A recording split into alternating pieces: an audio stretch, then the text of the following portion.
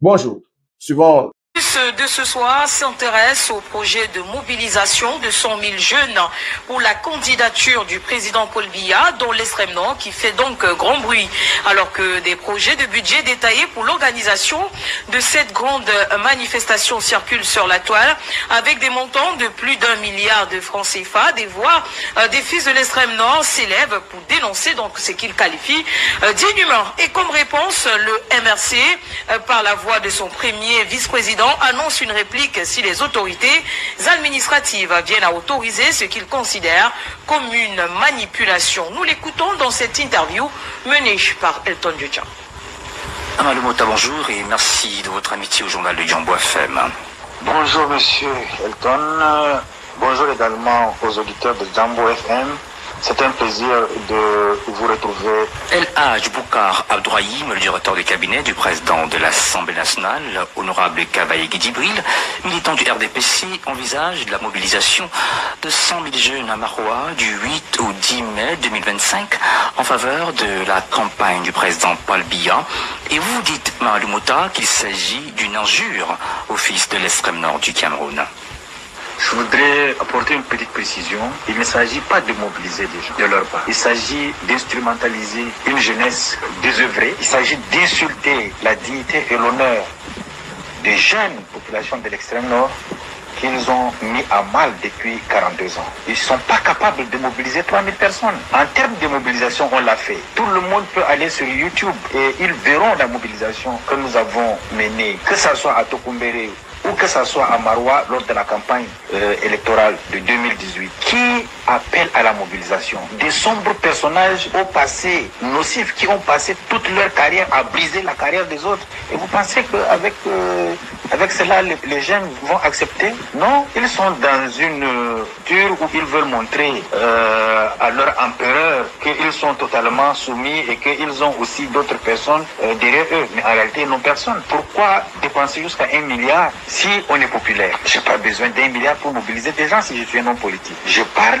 et puis mes militants et mes sympathisants me suivent. Je ne me compare pas à eux parce qu'ils ne sont pas des hommes politiques. Moi, je suis un homme politique. Ceux qui appellent à la mobilisation sont des valets d'un homme politique qui a été construit par Paul Biya. Donc on ne peut pas parler de la même chose. On ne peut pas utiliser les mêmes éléments de langage. Voilà.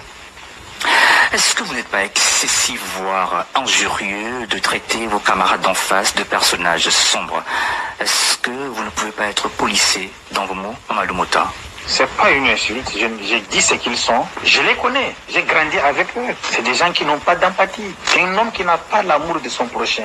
Dans le cœur de qui la réciprocité, la solidarité n'existe pas. Vous pensez que c'est inhumain? Moi, je prends cette citation de Kant. Kant a dit toute inhumanité imposée à un autre détruit ma propre humanité. Ces gens ont déshumanisé les autres. Et donc, pour moi, ils ne sont plus des humains. Je ne peux pas les appeler des camarades. Non, je connais le mal qu'ils ont fait. Quand vous profitez de la misère des gens, vous mettez toute une région en coupe réglée, ou vous préparez une succession dynastique. Seuls vos enfants passent des concours. Même les concours les plus abjects comme contrôleurs des poids et mesures sur les marchés, ce sont leurs enfants qui passent. Vous pensez qu'avec ça, on peut les appeler des hommes? Moi, je suis un croyant. Je n'insulte pas. Il faut dire les choses telles qu'elles sont. C'est le rôle de l'intellectuel.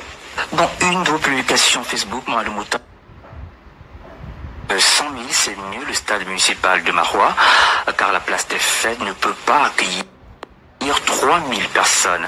Est-ce qu'ils vous ont dit qu'ils voudraient évoluer en vase clos?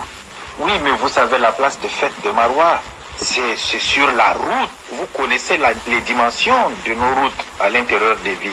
Le lieu qu'ils ont choisi, c'est bien la place de fête. Ça ne peut pas prendre plus de 3000 personnes. Ils vont zoomer et donner l'impression qu'il y a eu la masse. S'ils veulent organiser 100 000 jeunes, qu'ils le fassent au stade municipal. On verra leur capacité. C'est parce qu'ils sont dans une logique d'impopularité manifeste. Ils savent que leur projet est déjà joué à l'avance parce que c'est un échec retentissant qui se pointe à l'horizon. Alors ils décident de choisir un petit coin, faire semblant de mobiliser 300 personnes et dire 100 000. Vous imaginez ce que ça veut dire mobiliser 100 000 personnes? Quelle infrastructure il y a à l'extrême nord pour pouvoir accueillir 100 000 personnes? Même Garoua a dû construire de nouveaux stades, réquisitionner des maisons pour pouvoir organiser la CAN. Les gens dormaient à la belle étoile. Mais les arrogants, emportés par un désir de confiscation ou plutôt de préservation de leurs privilèges, veulent se faire accompagner par des jeunes à qui ils ont refusé l'éducation, à qui ils ont refusé le travail. Ceux qui ont travaillé pour eux, qui avaient fait, qu'est-ce qu'ils sont devenus aujourd'hui? C'est très dommage que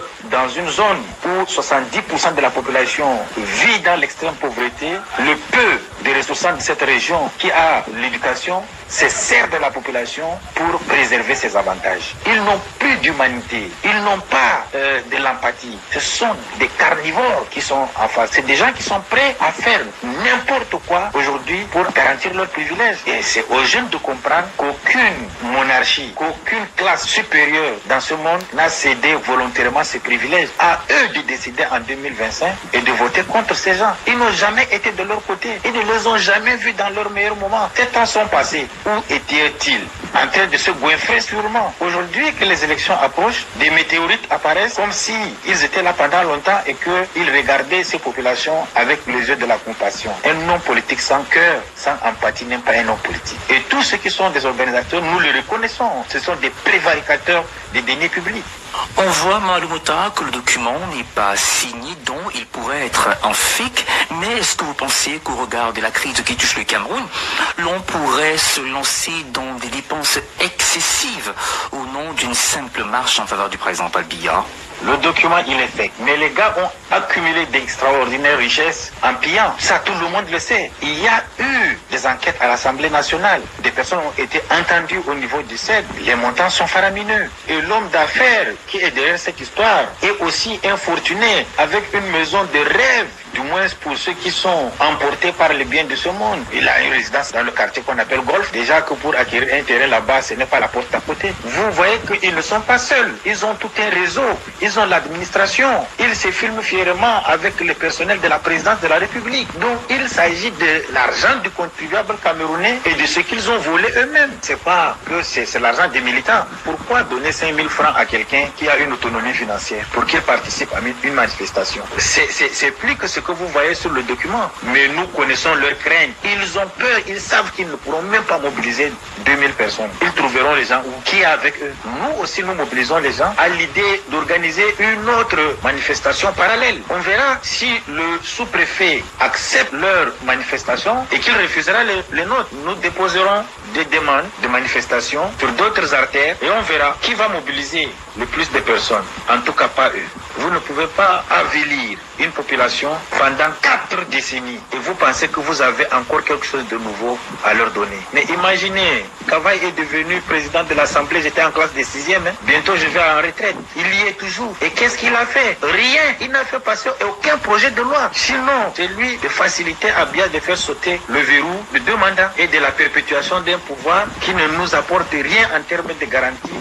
rien en termes de paix et rien en termes de justice sociale. Ils doivent savoir que le temps est venu pour eux de quitter le théâtre. On peut être le plus grand danseur, le plus grand chanteur, mais lorsqu'on dure aussi longtemps sur la scène, ça devient gênant. Ils peuvent faire ce qu'ils veulent, mais qu'ils sachent que ce n'est pas eux qui feront le printemps. Non, l'histoire du Cameroun ne sera jamais associée à l'histoire d'une seule personne. Ça sera l'histoire du peuple. Les hommes passeront, mais le Cameroun traversera des siècles, vivra avec une nouvelle humanité qui aura ses valeurs. Merci à vous, Mamadou Mouta, pour votre amitié au journal de Jambo FM. Merci.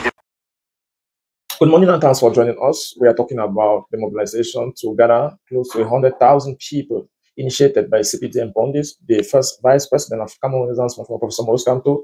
Take to the floor and I have this 5 thought-provoking questions to answer from Edith. Hello, good morning.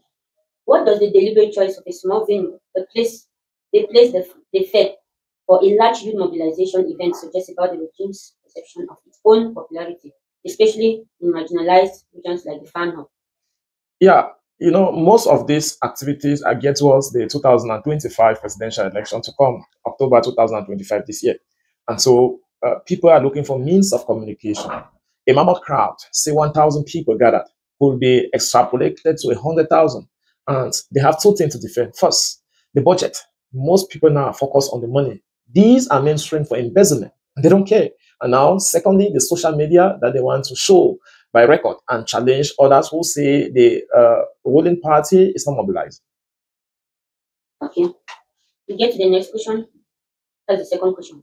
How does the speaker use the contrast between poverty in the far north and the opulence of political elites, like residents in Gulf, to critique the distribution of national resources and the ethics of power?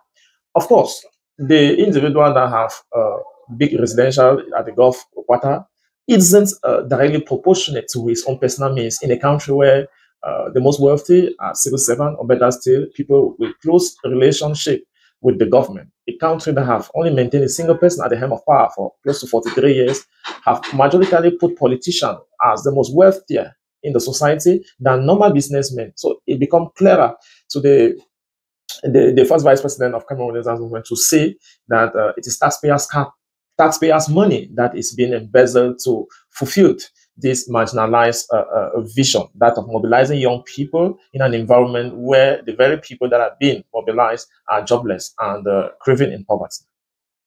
Okay. We get to question 3. In what ways does this statement expose the relationship between political mobilization, financial incentives, and the manipulation of public perception in authoritarian countries?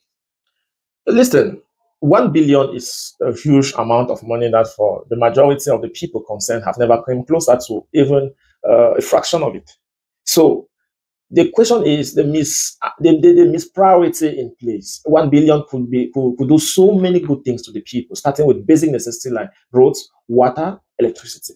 Now, to co-op some fuel and give them 5,000, how do they justify this if it doesn't mean buying their future for the next 7 years? And that is what the orator in the video you just watched is refusing, is standing against. That if he means to sell the next 7 years, take his child who is 21 today, the next 7 years, he or she will be out of the parent home because he'll be 28, and so he'll be expected to have moved to his own house and maybe kickstarted with his own family. So dynamics will change over time, and the orator is talking about the changes, the dynamics that happen within time, and say 5,000 isn't enough to buy somebody's future for the next 7 years. Okay. How is Mamadou Mouta's critique of entrenched leadership, e.g., Cavalli's symbolic example, indicative of a broader generational and ideological conflict within Cameroonian politics? Of course, he says at Form 1, the right speaker at the National Assembly, Cavalli Gedzigwe, was already president of the House. And he is almost driving to retirement, meaning he's closing up 55 already, and the same individual is still at the helm of the National Assembly. And for him, he says, if truly we were living democracy, such practices couldn't have been possible. And just how is it possible for such an individual that whose longevity is already a problem, still dream of seeking good for the people? He would have thought that even taking his own retirement is just the best good he can do for the people. He could start by then. And secondly, about the distributing opportunities. He says, if at all the layman had a true path towards which he can move from his cradle to the very big office of the state, it would have been better. But yet, when opportunity comes, it is the same family that will distribute these opportunities for their own and at the detriment of the rest of the people. And so, such community cannot more boast of having elites that speak for themselves, yet for their own family. That's how we solve for this edition. I'm sure you have cleared off your question. Okay, one last one for the roads. Okay, the last question. What are the implications of this rhetoric on civic engagement and political consciousness among young people in neglected regions, and can it spark genuine grassroots resistance or reform? Yeah, I think the very first aim is for grassroots revolution. Is almost the only means towards which we can aim for change. A revolution, either through the ballot box or any means necessarily that is going to help the people turn out the page.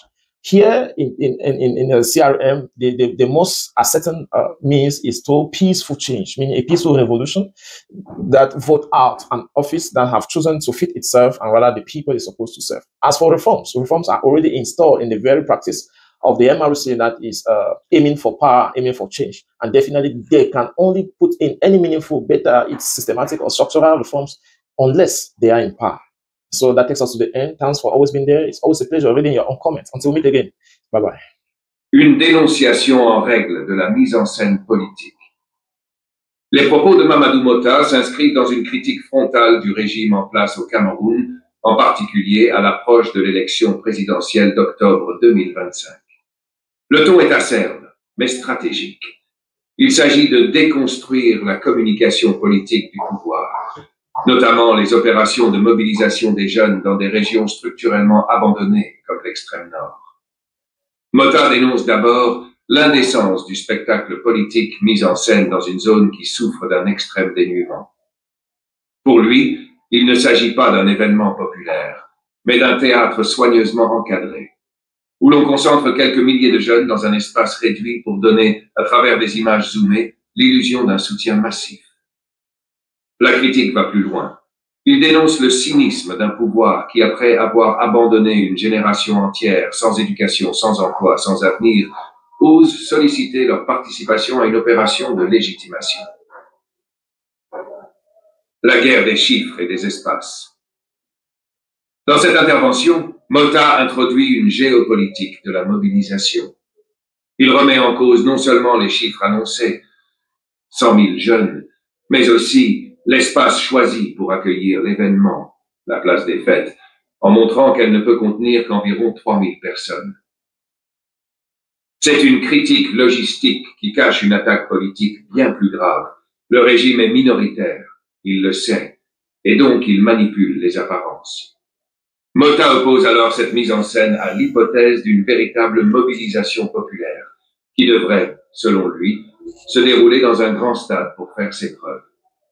Il défie le pouvoir sur sa capacité réelle à mobiliser, anticipant que toute tentative parallèle de contre-manifestation portée par l'opposition sera freinée par les autorités administratives, sous-préfets, préfets, etc., dans une logique de 2 poids, 2 mesures. Échec de la redistribution et concentration de la richesse.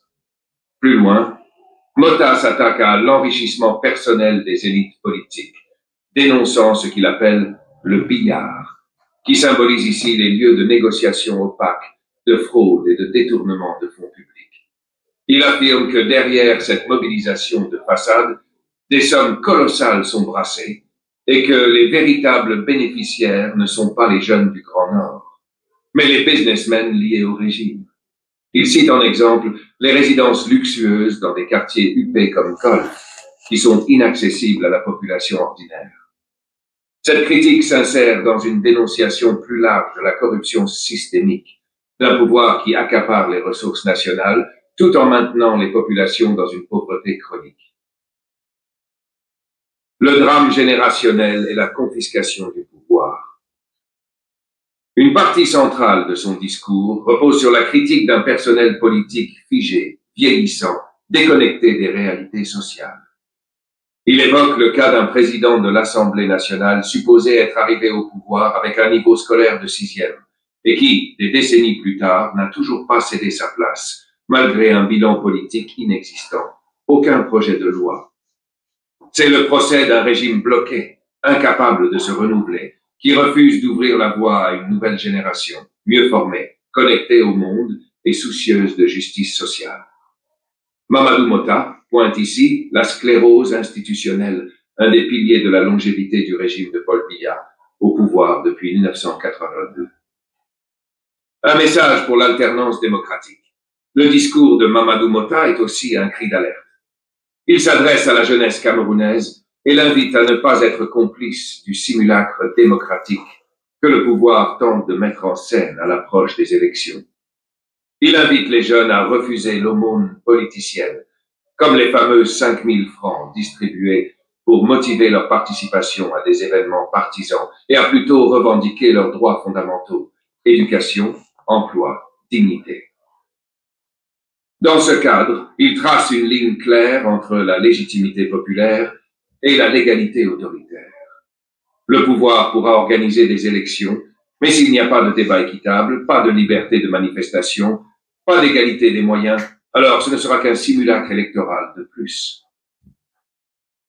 Enjeu de l'élection présidentielle de 2025.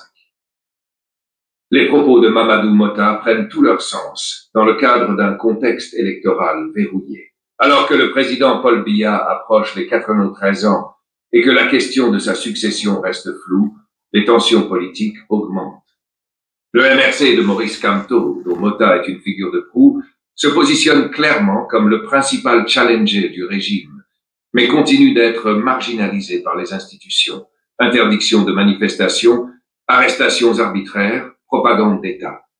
Mota anticipe donc un processus électoral vicié.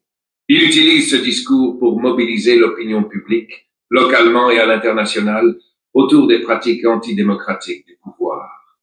En insistant sur la jeunesse, la pauvreté, l'injustice et la confiscation des institutions, il pose les jalons d'un contre-récit. Celui d'un peuple camerounais qui ne se reconnaît plus dans ses dirigeants et qui exige une véritable alternance. L'appel à quitter la scène. Mamadou Mota conclut en utilisant une métaphore théâtrale. On peut être le meilleur danseur, le meilleur chanteur, mais à un moment, quand on dure trop longtemps sur scène, cela devient embarrassant. Ce propos est une invitation claire au pouvoir en place à quitter la scène politique avec dignité, avant que le ridicule ou la colère populaire ne l'y oblige.